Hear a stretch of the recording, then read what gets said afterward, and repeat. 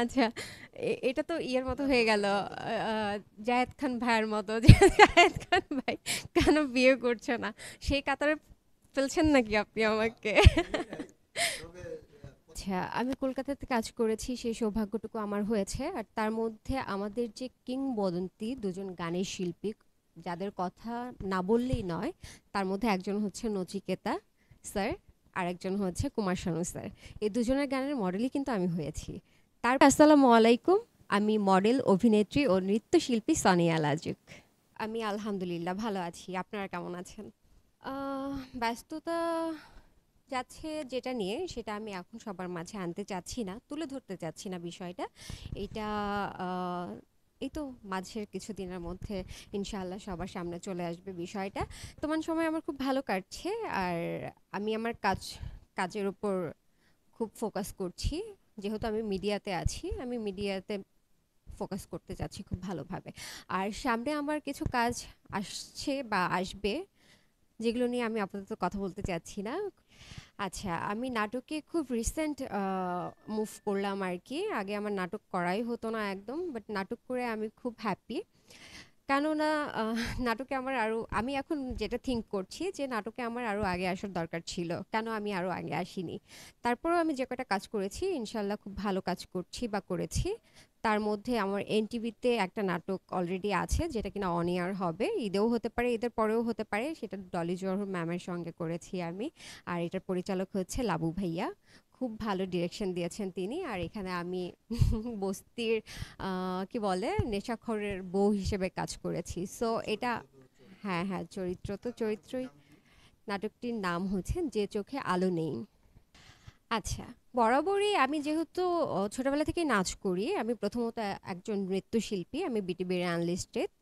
তো সেক্ষেত্রে আমার মিডিয়াতে চলাচল বা পা রাখা, আমার মুভির দিকটাই হচ্ছে ইম্পর্টেন্ট দিয়েছিলাম আমি বেশি। এর জন্য আমি মুভির দিকে অনেক দৌড়েছি। আর কয়েকটা বেশ কিছু মুভিও করা হয়েছে আমার, কিন্তু আমার ক্যারেক্টার আমি লাভ করি, যে আমি চাই যে আমি এই ক্যারেক্টারগুলো করব। এখন পর্যন্ত ওরকম ক্যারেক্টারের কোনো কাজ আমি করিনি।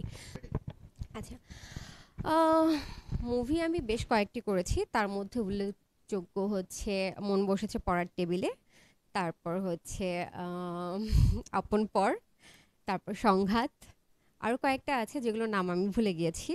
এই তো, আরো কিছু সামনে আসবে। আচ্ছা, আমি কলকাতাতে কাজ করেছি, সেই সৌভাগ্যটুকু আমার হয়েছে। আর তার মধ্যে আমাদের যে কিংবদন্তি দুজন গানের শিল্পী, যাদের কথা না বললেই নয়, তার মধ্যে একজন হচ্ছে নচিকেতা স্যার, আর একজন হচ্ছে কুমার শানু স্যার। এই দুজনের গানের মডেলই কিন্তু আমি হয়েছি। তারপরেও আমি আরও কাজ করে আসছি, যেমন ফটোশ্যুটের কাজ করা হয়েছে ওদের ওইখানে, Adi Mohini Mohan Kanjilal sari. I I think এটা, এই শাড়ি সম্পর্কে সবার ধারণা আছে, বাংলাদেশ পর্যন্ত ধারণা আছে। তারপর আচ্ছা, থ্যাংক ইউ। সজয়া শাড়ি, এগুলোর মডেল হয়ে এসেছি। নেক্সটে ওরা আমাকে ওয়েব সিরিজ, দেন হচ্ছে ওদের ফিল্ম করার জন্য ডাকছে। তো আশা করি খুব শীঘ্রই আমি যাব। যাওয়ার কথা ছিল মাঝখানে, থ্যাংক ইউ। মাঝখানে যাওয়ার কথাও ছিল, বাট আমার যাওয়া হয়নি ভিসা না হওয়ার কারণে।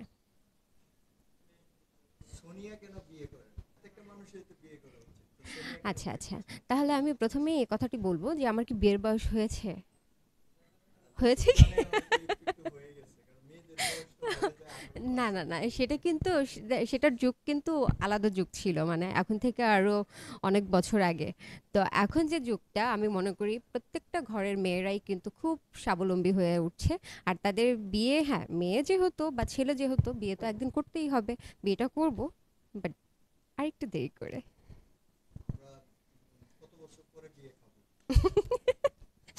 সেটা এখন বলবো না, সেটার জন্য দাঁত ভালো করে ব্রাশ করতে হবে। জানিয়ে দিই। অ্যাকচুয়ালি আমি যে কোনো একটা বিষয়ের দিকে বসে নাই। আমি বিভিন্ন সেক্টরে কাজ করার ট্রাই করছি, যেহেতু আমি মনে করি না আমি আমার 100% দিতে পারবো। সেহেতু যেমন আমি ফটোশ্যুটের কাজ করছি, ম্যাগাজিন শ্যুটগুলো করছি, দেন হচ্ছে নাটকে কাজ করছি, ফিল্মের কাজের কথা চলছে নতুন করে আবার। ওপার বাংলাতেও আমার কিছু কাজ হবে ইনশাল্লাহ, খুব ইমিডিয়েট। তো এই আর কি। আর বিটিভির আনলিস্টেড আমি তো বলেই দিয়েছি আগে, সো নাচটা আমাকে খুব টানে। নাচের বিষয়টাও আছে। আর অনেক একটা বিষয় অনেকেই জানে না, আমি কিন্তু একটু আকটু লেখালেখিও করি। যেমন কবিতার বিষয়টা, আমি একটু কবিতা লিখি। Thank you.